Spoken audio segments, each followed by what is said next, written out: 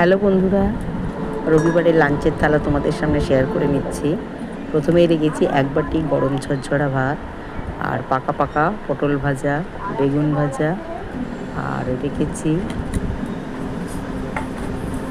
উচ্ছে ভাজা।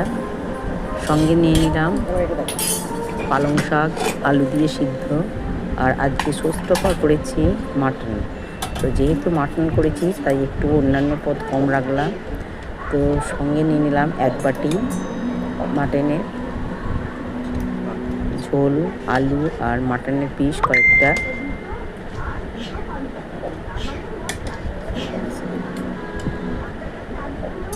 দেখো আমি এখন